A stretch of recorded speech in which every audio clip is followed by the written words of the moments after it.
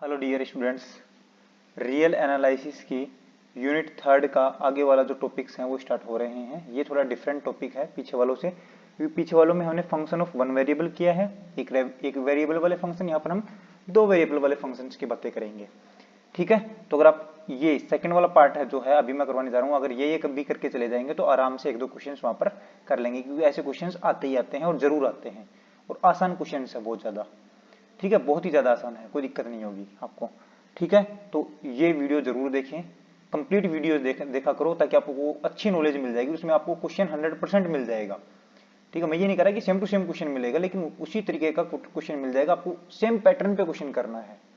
ठीक है, और ज्यादा कोशिश ये होगी कि आपको सेम टू सेम क्वेश्चन ही मिल जाए, लेकिन कई बार ऐसा होता है सेम टू सेम क्वेश्चन ना मिल करके थोड़ा डिफरेंट टाइप का थोड़ा सा चेंज कर देगा, क्वेश्चन मिल जाएगा आपको एग्जाम में, तो आप आराम से कर सकते हो उन क्वेश्चंस को, कोई बड़ी बात नहीं होगी। ओके, ठीक है, तो अगर आप लास्ट तक वीडियो देखते हैं ना, आपको वीडियो समझ में आती है तो वीडियो को लाइक जरूर करके जाया करो, चैनल को सब्सक्राइब भी कर दिया करो, और अगर आपके दोस्त हैं तो उनके पास वीडियो शेयर भी कर दिया करो, कमेंट जरूर किया करो नीचे कि सर हमें समझ में आया है कि नहीं आया है, क्योंकि उसके आगे ही मैं अपने आप को इंप्रूव कर पाता हूं फिर। ओके, ठीक है, बढ़ते हैं आगे। बात यहाँ पर है दो चरों वाले फलनों की सीमा। अभी हमने पीछे जो टॉपिक्स थे हमारी यूनिट थर्ड के जो हमने किए, उसमें फंक्शन ऑफ वन वेरिएबल किया था, मतलब एक चर वाले फलन की सीमा। तो काफी स्टूडेंट कमेंट करते रहते हैं कि सर हिंदी में बोलो इंग्लिश में बोलो, तो मैं दोनों लैंग्वेज में बोलता हूँ, हिंदी और इंग्लिश दोनों में ही।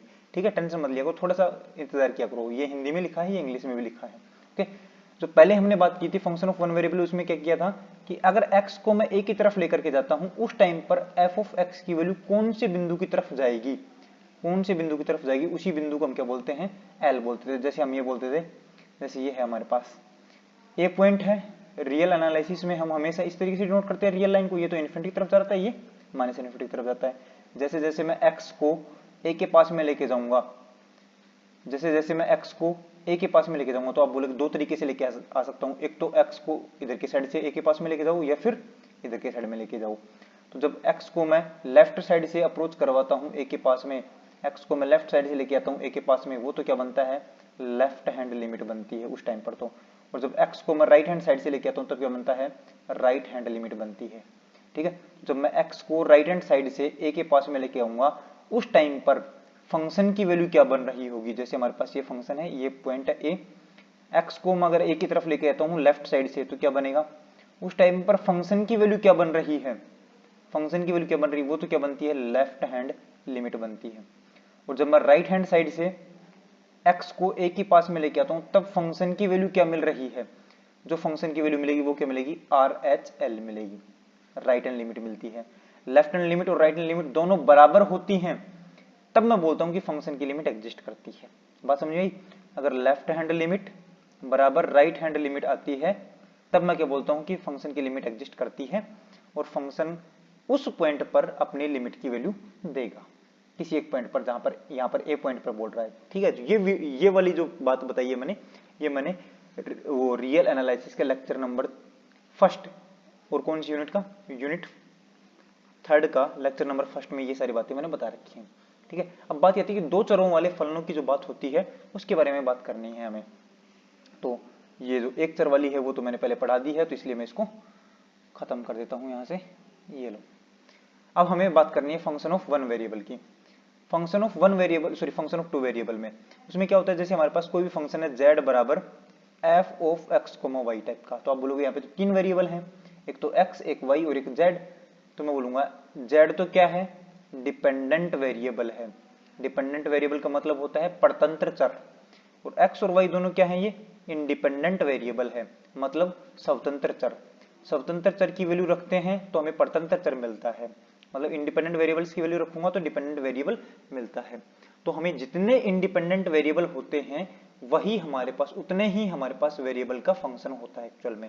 ये मत सोचना कि यहाँ पर तीन वेरिएबल है तो तीन वेरिएबल का फंक्शन है, ये नहीं, जितने इंडिपेंडेंट वेरिएबल होते हैं उतने वेरिएबल का फंक्शन माना जाता है। तो यहाँ पे दो इंडिपेंडेंट वेरिएबल है तो ये कितने वेरिएबल का फंक्शन है, कितने चरों का फंक्शन है, दो चरों का फंक्शन है। ठीक है, तो ये हमारे पास कोई फलन है, तो मैं क्या बोलूंगा यहाँ पर, मैं बोलूंगा, अब देखना, अब हमारे पास लिमिट क्या होगी, x, y tending to a, b। पहले तो इंडिपेंडेंट वेरिएबल कितना था, सिर्फ x था, तो x को a की तरफ लेके जाता था मैं। अब x और y दो इंडिपेंडेंट है तो x और y को a, b की तरफ भेजूंगा, तो मैं मान लेता हूँ ये पॉइंट है कोई a, b। अब हमें कहीं से भी यहाँ पर x लिखा हुआ, x, y लिखा हुआ है, यहाँ पर x, y लिखा हुआ है, यहाँ पर x, y लिखा हुआ है, कहीं पर भी x, y लिखा हुआ है, यहाँ पर x, y लिखा हुआ है। तो इन पॉइंट्स को अगर मैं a, b की तरफ लेकर के आता हूँ, a, b की तरफ लेकर के आता हूँ, तो कितने रास्ते से मैं a, b के पास में आ सकता हूँ? बहुत सारे रास्ते हैं हमारे पास। तो कितने रास्ते से आ सकता हूँ? बहुत सारे रास्ते हैं। तो ये सभी रास्ते क्या बताते हैं? जैसे फंक्शन ऑफ वन वेरिएबल में तो क्या था हमारे पास, a के पास आने का एक तो ये रास्ता था और एक ये रास्ता था। तो इसको तो क्या बोलते थे? Left hand limit. इसको क्या बोलते थे? Right hand limit. Left hand limit और राइट हैंड लिमिट जब बराबर होती हैं तब तो लिमिट एग्जिस्ट करती है, लिमिट अस्तित्व में होती है, सीमा अस्तित्व में होती है। और अगर इन दोनों की वैल्यू बराबर नहीं आती है तो हम क्या बोलते हैं? सीमा अस्तित्व में नहीं होती है। अब यहाँ पर कितने रास्ते हैं? अनंत रास्ते हैं हमारे पास तो आने के। तो आप अनंत रास्तों के ऊपर तो चेक कर नहीं सकते एक एक रास्ते को पकड़ करके, इस रास्ते से कितनी वैल्यू आई, इस रास्ते से कितनी वैल्यू आई, इस रास्ते से कितनी वैल्यू आई, इस रास्ते से कितनी वैल्यू आई। हर एक रास्ते से आप वैल्यू निकाल नहीं सकते, क्योंकि कितने रास्तों पे निकालोगे। इसलिए हम बोलते हैं कि यहाँ पर आप लोगों ने जितने पॉसिबल रास्ते हैं, जितने भी आप लोग जितने रास्तों से निकाल सकते हैं, उन सभी रास्तों से आप लोगों ने वैल्यू निकाली और पता लगा कि वैल्यू क्या आ रही है? बराबर आ रही है, इक्वल आ रही है। तो आप ये बात की गारंटी दे सकते हो क्या कि सभी रास्तों से बराबर वैल्यू आई है? क्योंकि आप लोगों ने मान लो 100 रास्तों से वैल्यू निकाली है और बराबर आई है, तो मैं बोलूंगा कि हो सकता है उसके बाद भी आपको 101 बार रास्ता ऐसा मिल जाए जिससे वैल्यू बराबर ना आए। कितने रास्ते हैं हमारे पास? इन्फिनिट रास्ते हैं। जैसे ये पॉइंट है, इस पॉइंट के पास जाने कितने रास्ते हैं हमारे पास? बहुत सारे रास्ते हैं। आप लोगों जितने आप लोग कर सकते थे उतने रास्तों से आप लोगों ने चेक कर लिया, उसके बाद भी बहुत सारे रास्ते ऐसे बच सकते हैं जहां से वैल्यू बराबर ना आए।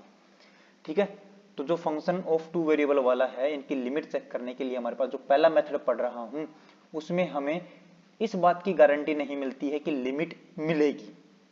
मतलब आप फर्स्ट वाले मेथड में ये नहीं कह सकते कि लिमिट मिलेगी। ठीक है, ये नहीं कह सकते आप। इसका मतलब क्या कह सकते हैं? आप फर्स्ट वाले मेथड में ये कह सकते हैं कि लिमिट एग्जिस्ट नहीं करेगी। मतलब कौन से पॉइंट पर लिमिट एग्जिस्ट नहीं करेगी ये आप बता सकते हैं। क्यों? क्योंकि अगर आप लोगों ने मान लो इस रास्ते से वैल्यू निकाली और एक दूसरे रास्ते से वैल्यू निकाली, दो ऐसे रास्ते पकड़ लो जहां से वैल्यू अलग अलग आ रही है। जब दो रास्तों से ही वैल्यू अलग अलग आ गई, इसका मतलब सभी रास्तों से बराबर मिली क्या? हम बोलेंगे सभी रास्तों को तो बाद में देखेंगे, पहले तो दो रास्तों से ही अलग अलग मिल रही है, इसका मतलब सभी रास्तों को एक साथ मिल करके देखेंगे तो हमें पता लगेगा कि बराबर वैल्यू तो नहीं मिली, क्योंकि दो रास्तों से ही अलग अलग मिली है, तो बाकी को तो चेक ही नहीं कर पाएंगे। तो दो रास्तों से ही अलग अलग वैल्यू मिल गई है, तो मैं क्या बोलूंगा? लिमिट एग्जिस्ट नहीं करेगी। तो मेरे को ऐसे दो रास्ते ढूंढने हैं जिनसे वैल्यू अलग अलग मिलती है, तो मैं बोल दूंगा कि सीमा का अस्तित्व नहीं है। तो जो पहला मेथड बताऊंगा मैं आप लोगों को, उसमें सीमा का अस्तित्व नहीं होना शामिल होगा। मतलब फर्स्ट वाले मेथड से मैं ये बता पाऊंगा कि कौन से पॉइंट पर सीमा का अस्तित्व नहीं होगा। समझ में आ गई होगी शायद बात। ठीक है, इस चीज को थोड़ा सा भी ऐसे मत सोचना कि पता नहीं क्या आ गया है, कितना कुछ बता दिया है। थोड़ा सा धैर्य रखें, जैसे ही मैं एग्जांपल बताऊंगा आप लोगों को सारे कुछ चीजें समझ में आने लग जाएंगी। ठीक है, तो इसका एग्जांपल करते हैं हम सबसे पहले। ओके, एग्जांपल देखते हैं।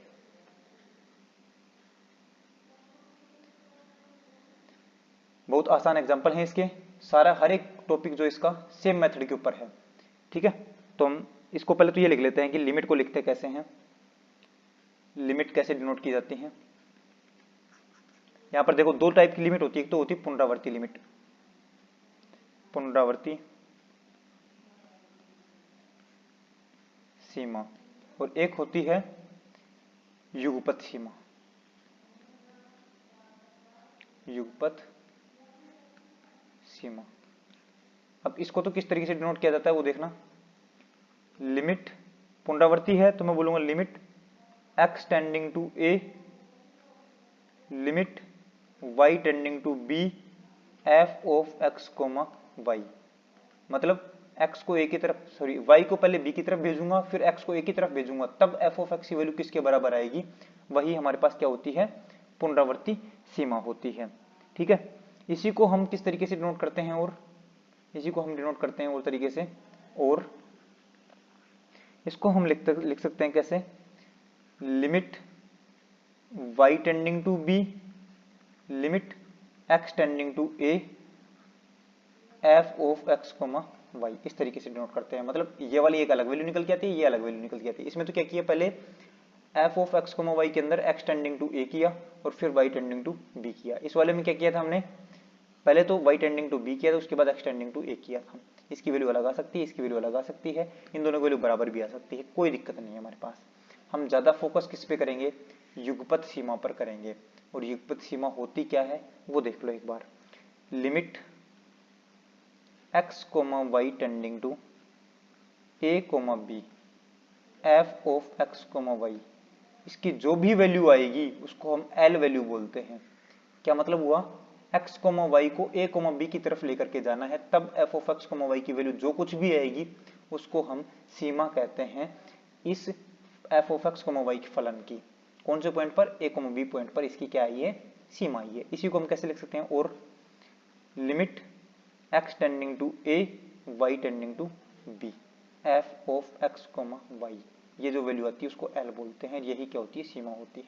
इसका मतलब क्या है, x को a की तरफ और y को b की तरफ भेजा है, हमने एक साथ भेजा है। यहाँ पर क्या है, पुनरावृत्ति मतलब रिपीटेड लिमिट। पुनरावृत्ति का मतलब क्या है, रिपीटेड मतलब एक तरीके से पहले y को b के पास भेजा, उसके बाद सोल्व करने के बाद फिर x को a के पास भेजा है। ठीक है, इसमें क्या करते थे, पहले x को a के पास भेजा है, फिर इसको सोल्व करने के बाद आपने y को b के पास भेजा है। लेकिन युगपथ में इसको बोलते हैं साइमल्टेनियसली लिमिट भी बोलते हैं, इसको साइमल्टेनियस लिमिट भी बोलते हैं, या फिर इसको हम बोलते हैं पॉइंट वाइज लिमिट भी बोलते हैं। ठीक है, कि मतलब सीधा पॉइंट पर गए हैं हम। ठीक है, इसको ज्यादातर हम किससे डिनोट करते हैं, साइमल्टेनियसली लिमिट से ही डिनोट करते हैं। ठीक है, इंग्लिश में साइमल्टेनियसली लिमिट बोलते हैं इसको। तो क्या बनेगा, x, y की वैल्यू a, b पर, मतलब x, y की वैल्यू डायरेक्ट a, b रखनी है आपको, x की जगह a और y की जगह b एक साथ रखना है। उस टाइम पर जो लिमिट निकलेगी उसको L बोलते हैं। यहाँ पर x को a की तरफ, y को b की तरफ एक साथ रखना है, उस टाइम पर जो L आएगी उसको बोलते हैं लिमिट। तो आपको ये काम की चीज है, इसमें पूरे क्वेश्चन में आपको इसी तरीके से करना है, युगपत सीमा से करना है। ठीक है, इसका मैं एग्जाम्पल देता हूँ, आपको अभी तुरंत समझ में आने लग जाएगा। ठीक है, घबराए नहीं, बिल्कुल धैर्य के साथ काम में लें। एग्जाम्पल है हमारे पास, सिद्ध कीजिए कि, हिंदी इंग्लिश दोनों में लिखूंगा, टेंशन मत लो। सिद्ध कीजिए कि limit x tending to 0, y tending to 0, tan inverse y upon x का अस्तित्व नहीं है, अस्तित्व नहीं है। क्या पूछ रहा है, प्रूव दैट लिमिट x को tending to 0, y tending to 0, tan inverse y upon x does not exist,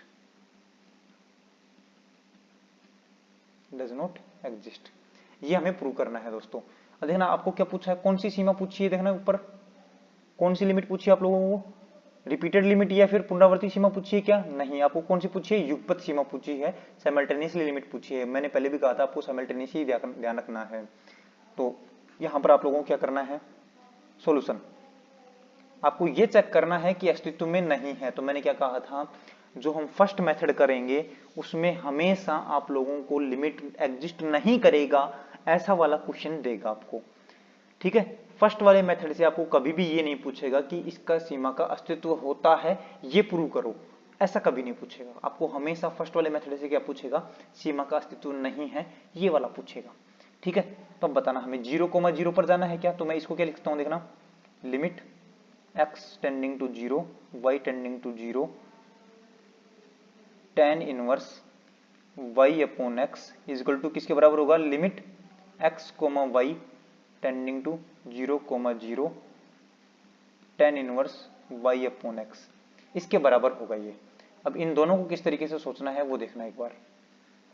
हमारे पास यहां पर देखना कौन सा पॉइंट है, यह है 0,0, 0,0, इस 0,0 पॉइंट पर आना है। तो बताना कौन कौन सा रास्ता है, एक तो आप इस रास्ते से आ सकते हो, दूसरा आप इस रास्ते से आ सकते हो, तीसरा इस रास्ते से आ सकते हो, चौथा इस रास्ते से आ सकते हो, पांचवा इस रास्ते से, इससे, इससे, इससे, फिर यहाँ से, यहाँ से, यहाँ से, यहाँ से, यहाँ से, यहाँ से। कितने रास्ते हैं आपके पास आने के, आप बोलोगे बहुत सारे रास्ते हैं। अगर इन सभी रास्तों से वैल्यू बराबर आती है इसकी लिमिट, तो आप क्या बोलोगे, सीमा का अस्तित्व होगा। लेकिन आप सभी रास्तों से चेक नहीं कर सकते क्योंकि तो अनंत रास्ते हैं, अनंत रास्ते से आप वैल्यू चेक कर नहीं सकते। इसका मतलब आपको क्या करना है, सीमा का अस्तित्व नहीं है ये चेक करना है। मतलब कोई भी दो रास्ते ढूंढ लो जिन दोनों रास्तों से इसकी वैल्यू अलग अलग आ रही हो, तो मैं बोलूंगा एक रास्ते से वैल्यू अलग आई है, दूसरे रास्ते से वैल्यू अलग आई है। एक रास्ते से अलग, दूसरे रास्ते से अलग, इसका मतलब क्या है, एक रास्ते से आने पर आपको अलग लिमिट मिलेगी, दूसरे रास्ते से आने पर आपको अलग लिमिट मिलेगी। तो आप ये नहीं कह पाओगे कि कौन सी वाली लिमिट लेनी है, तो आप तुरंत बोल देना कि लिमिट का एग्जिस्टेंस नहीं है, लिमिट का अस्तित्व नहीं है, सीमा का अस्तित्व नहीं है। ठीक है, ओके। अब इसमें हम चेक करना है। अब देखना, एक तो रास्ता कौन सा है भाई, एक तो रास्ता है ये वाला रास्ता जिसको हम क्या बोलते हैं, y इक्वल टू एक्स वाला रास्ता। दूसरा वाला आप ये वाला रास्ता ले लो जिसको क्या बोलते हैं, y equal to minus x वाला रास्ता। ये वाली समीकरण तो y equal to minus x की है, ये y इक्वल टू एक्स की है। तो मैं बोलूंगा y इक्वल टू एक्स के अनुदिश, y इक्वल टू एक्स के अनुदिश, इसको हिंदी में बोलते हैं along y equal to x. y equal to x के अनुदिश क्या बनेगा हमारे पास, देखना y की जगह x रखना है बस, और क्या करना है, और कुछ नहीं करने। तो मैं बोलूंगा limit x comma y tending to 0,0 tan inverse y upon x की वैल्यू क्या बनेगी बताना, इसके अलोंग। मैं बोलूंगा लिमिट बाद में रखता हूं, लिमिट एक बार बाद में रखूंगा, पहले फंक्शन बना लो क्या बनेगा, tan इनवर्स बोलना फंक्शन की वैल्यू क्या बनेगी, y की जगह क्या रखना है x, तो बोलेगा x अपॉन x की जगह तो x रखना ही है। ठीक है, अब बताना यहाँ पर सिर्फ x है क्या, सिर्फ x है यहाँ पर, तो मैं क्या बोलूंगा यहाँ पर सिर्फ अगर x है तो मैं क्या बोलूंगा लिमिट सिर्फ x ही लगेगी क्या, तो x टेंडिंग टू 0। समझ में ये बात। अब जैसे यहाँ पर लिमिट क्या बनेगी बताना, लिमिट x टेंडिंग टू 0। अब आप बोलोगे y क्यों नहीं लगाया, y तो है ही नहीं ना, y को तो चेंज कर दिया x में ही। अब बताना यहाँ पर क्या बनेगा, ये x से x कैंसिल हो गया और वैल्यू कितनी बनेगी tan इनवर्स 1, और tan इनवर्स 1 की वैल्यू कितनी होती है π/4, क्या वैल्यू बनती है π/4। तो मैं बोलूंगा कितनी वैल्यू आई हमारे पास बनेगी value limit x tending to 0 tan inverse 1 की वैल्यू होती है π/4। सही है, जैसे ही π/4 वैल्यू आई है, अब x तो है ही नहीं तो लिमिट लगाऊंगा तो क्या बनेगा, लिमिट x टेंडिंग टू 0, जहां पर x है वहां पर 0 लिख दो, यहाँ पर तो x है ही नहीं, तो डायरेक्ट वैल्यू कितनी बन जाएगी हमारे पास π/4 बनेगी, π/4 वैल्यू आएगी हमारे पास। ठीक है, अब मैं दूसरा वाला लेता हूँ y equal to minus x वाला, तो मैं लिखूंगा y equal to minus x के अनुदिश, y equal to minus x के अनुदिश along y equal to minus x. अब देखना क्या मिलेगी हमें value, limit x comma y tending to 0,0 tan inverse y upon x equal to क्या मिलेगा, लिमिट में बाद में रखूंगा, पहले ये फंक्शन रख लो, लिमिट बाद में रखूंगा, tan इनवर्स बताना y की जगह क्या रखना है माइनस एक्स, तो बनेगा माइनस एक्स अपॉन एक्स, और अब देखना x ही बचा तो लिमिट क्या बनेगी x tending to 0, x x cancel हो गया तो वैल्यू कितनी बनी, limit x tending to 0 tan inverse -1, और tan इनवर्स -1 की वैल्यू कहां पर होती है 3π/4 पर, तो वैल्यू क्या बनेगी लिमिट x टेंडिंग टू 0 3π/4। अब बताना x तो है ही नहीं तो लिमिट डायरेक्ट क्या बन जाएगी 3π/4। अब बताना ये वैल्यू और ये वैल्यू क्या बराबर आई है क्या, नहीं आई है, तो मैं बोलूंगा एक रास्ते से तो हमें अलग वैल्यू मिली और दूसरे रास्ते से अलग वैल्यू मिली, यही है क्या। ठीक है, तो मैं बोलूंगा दो अलग अलग कर्व से आने पर, दो अलग अलग रास्ते से आने पर, दो अलग अलग पथ से आने पर हमें अलग अलग वैल्यू मिलती है, तो मैं बोलूंगा दो अलग अलग पथों से आने पर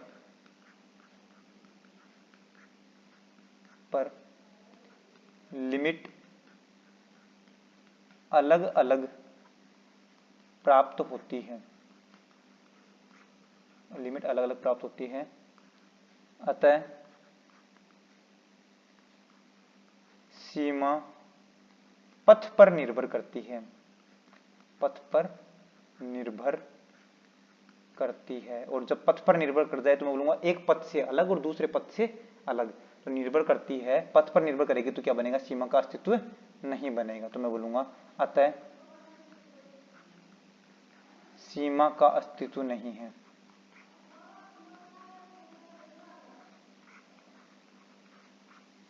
अतः सीमा का अस्तित्व नहीं है। ठीक है, इसी को मैं इंग्लिश में लिख रहा हूं, टेंशन मत लीजिए। यहां पर क्या बनेगा, we get the different value of f of x comma y along different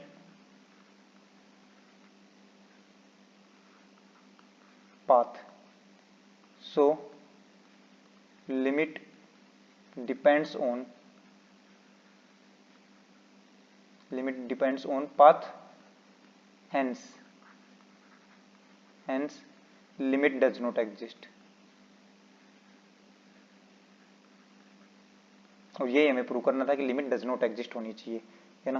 question में क्या था, क्वेश्चन में हमें यही प्रूव करना था कि लिमिट सीमा का अस्तित्व नहीं है, लिमिट डज नॉट एग्जिस्ट है, ये हमें प्रूव करना था।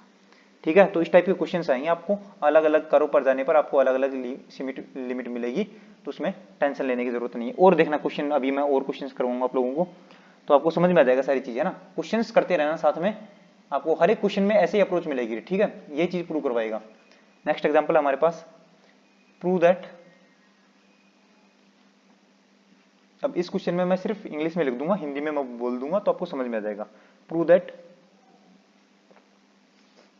Limit x, y tending to 0, 0 x into y upon x square plus y square का अस्तित्व नहीं है, मैंने पहले कहा था फर्स्ट वाले मेथड में जितने क्वेश्चंस आएंगे वो सारे सारे अस्तित्व नहीं होगा, ऐसे वाले आएंगे, अस्तित्व नहीं है, ऐसे क्वेश्चंस आएंगे। ठीक है, तो हमें प्रूव करना है, prove that limit x, y tending to 0, 0 does not exist. Does not exist वाले ही क्वेश्चन आएंगे आप लोगों को मेथड फर्स्ट में। और जो सेकंड मेथड है हमारे पास एप्सिलॉन एंड डेल्टा मेथड ना, उसमें अलग से लिखा होगा कि एप्सिलॉन एंड डेल्टा मेथड से आपको ये प्रूव करना है कि इस सीमा का अस्तित्व होगा, या फिर आपको अगर ऐसा पूछे कि प्रूव करो कि इस सीमा का अस्तित्व होगा, तो आपको कौन सा मेथड लगाना है, एप्सिलॉन डेल्टा मेथड लगाना, वो आगे बताऊंगा मैं। ठीक है, अभी तो इतना ये फर्स्ट वाला मेथड पढ़ो पहले। ठीक है, ये हम लोगों ने पहले देखा है, और ये क्वेश्चन हमने ऐसा ही क्वेश्चन पहले भी कर भी लिया है, तो हम इसका सोल्यूशन करेंगे। तो बताओ क्या करना है, हमें प्रूव करना है कि अस्तित्व नहीं होगा। 0, 0 पर आने के लिए हमारे पास बहुत सारे रास्ते हैं। ये है 0, 0, इस पर आने के रास्ते कौन कौन से हैं देखना, एक तो ये रास्ता है, एक ये रास्ता है, एक ये रास्ता है, एक ये रास्ता है। हमें सिंपल से सिंपल दो रास्ते लेने हैं बस, कोई भी। तो मैं पहले तो बोल देता हूँ कौन सा रास्ता लेता हूँ मैं, y = x वाला। दूसरा रास्ता कौन सा हमारे पास, y = -x वाला। ठीक है, और भी बहुत सारे रास्ते हैं, y = 2x वाला रास्ता ले लो, y = 3x वाला रास्ता ले लो, कोई भी दो रास्ते लेकर के आप चेक कर लो जिनसे अलग अलग वैल्यू आए। अगर किन्हीं दो रास्तों से अगर सेम वैल्यू आ जाती है तो हमें कोई तीसरा रास्ता सोचना है जहां पर वैल्यू सेम ना आए। ठीक है, ऐसे हमें अस्तित्व नहीं होगा ऐसा वाला दिखाना है। ठीक है, तो प्रूव करते हैं।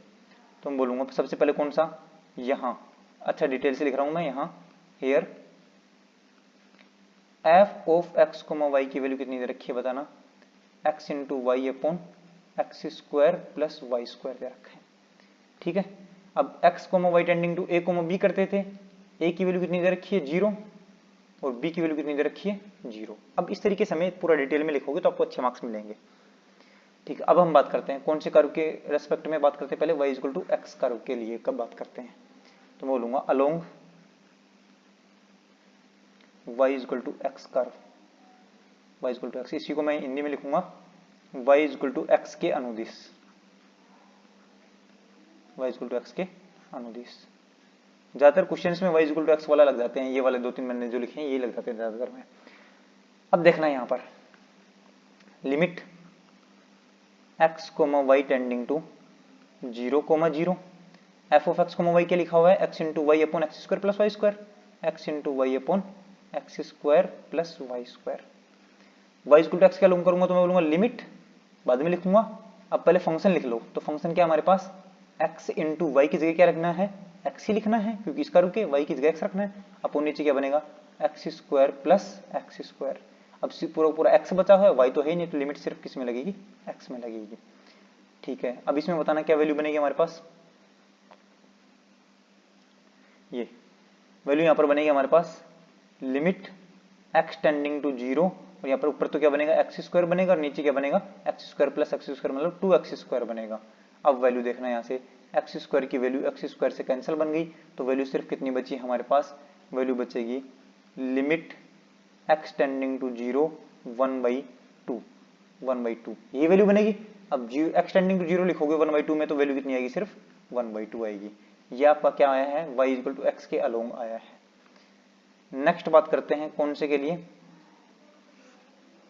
नेक्स्ट हम बात करते हैं along y equal to minus x, मतलब y equal to minus x के अनुदिश। मतलब y की जगह क्या रखना है हमें, y की जगह हमें रखना है माइनस एक्स। तो फंक्शन का की जो लिमिट है वो क्या बनेगी, limit x comma y tending to 0 comma 0, आगे वैल्यू क्या है x into y upon x square plus y square. बताना लिमिट लास्ट में रखूंगा, अब पहले फंक्शन बना लो, y की जगह क्या रखना है, x रखना है, सॉरी माइनस एक्स रखना है, तो क्या बनेगा x into minus x upon नीचे x square plus y square, पूरा पूरा फंक्शन है, y की जगह क्या रखना है, x रखना है, सॉरी माइनस एक्स रखना है, तो वैल्यू क्या बनेगी हमारे पास, माइनस एक्स का स्क्वायर क्या बनेगा, एक्स स्क्वायर बनेगा। लिमिट क्या बनेगी, एक्सटेंडिंग टू 0। अब बताना ऊपर तो क्या बनेगा हमारे पास, limit x tending to 0 as it is है, ऊपर तो क्या बनेगा माइनस एक्स स्क्वायर, और नीचे वैल्यू क्या बनेगी x square plus x square 2x square. तो एक्स स्क्वायर से एक्स स्क्वायर कैंसिल हो गया है हमारे पास, तो वैल्यू सिर्फ बचेगी क्या, वैल्यू बचेगी लिमिट एक्सटेंडिंग टू 0, ऊपर है -1 अपॉन नीचे है 2, ये वैल्यू बची है, तो हमें लिमिट एक्सटेंडिंग टू 0 लगाने पर भी क्या बनेगा -1/2। अब देखना इस वाले कर्व से तो कैसी वैल्यू मिली है, इस वाले कर्व से तो हमें वैल्यू मिली थी 1/2, और इस वाले कर्व के अलोंग क्या मिली है -1/2। तो क्या वैल्यू सेम आई है क्या, नहीं। मेरे को क्या चाहिए था, कोई भी दो ऐसे कर्व चाहिए जिनके अनुदिश जाने पर, जिनके अलोंग जाने पर हमें अलग अलग वैल्यू मिल जाए। मिल गई अलग अलग, तो मैं बोलूंगा इस रास्ते से जाने पर तो, इस रास्ते से जाने पर तो लिमिट मिल रही है 1/2, और इस रास्ते से जाने पर आपको लिमिट मिल रही है -1/2। तो आप बोलोगे अलग अलग रास्ते से जाने पर अलग अलग लिमिट मिलती है, तो वही वापस से लिखना है आपको जो मैंने पहले लिखवा दिया है, और वो क्या है, ये लिखो, we get different values of f of x, y along different path. Different path पर जाने पर हमें डिफरेंट वैल्यूज मिल रही हैं f ऑफ x, y की। So the value of f of x, y depends on path, hence limit does not exist, limit does not exist. ठीक है, ये हमारे पास क्वेश्चन था। अब इसी का देखना और पार्ट में और बता सकता हूं कि इसी क्वेश्चन को हम और किस तरीके से करें। देखना इसी क्वेश्चन को अगर मेरे को करना है तो मैं बोलूंगा f ऑफ x, y क्या था, f ऑफ x, y था हमारे पास x into y upon x square plus y square. a की वैल्यू कितनी थी 0, b की वैल्यू कितनी थी 0। ठीक है, अब मैं बोलता हूं कि हमारे पास मैंने एक बार तो y इक्वल टू एक्स वाला कर्व लिया, एक बार y equal to minus x वाला लिया।